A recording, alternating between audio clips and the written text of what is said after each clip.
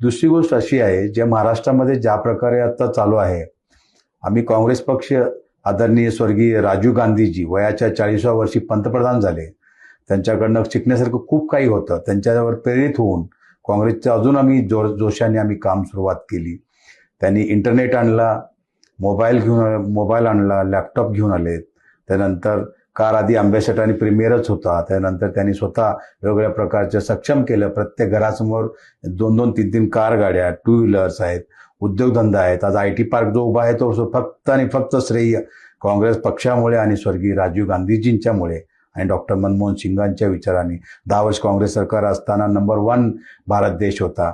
आज कुठल्या दिशेने चालू आहे. युवा युवतींसाठी रोजगार नाही आहे. खूप मोठ्या प्रमाणात प्रॉब्लेम सुरू आहेत. माझं एवढंच सांगणं आहे की तुम्ही कुठेही बघा, आज एखाद्या गरीब शेतकऱ्याचा मुलगा, त्यांना वाटतं बाबा डॉक्टर व्हावं, इंजिनियर व्हावं, IAS व्हावं, IPS व्हावं, पण त्यांना सुविधाच नाही आहे.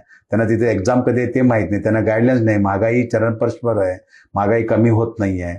आज उद्योगधंदे बघा, कुठल्याही मध्यमवर्गीय जर एखादा व्यक्ती व्यवसाय करायचा असेल तर त्याला उभा राहता येत नाही. सरकारची सपोर्ट नाही आहे.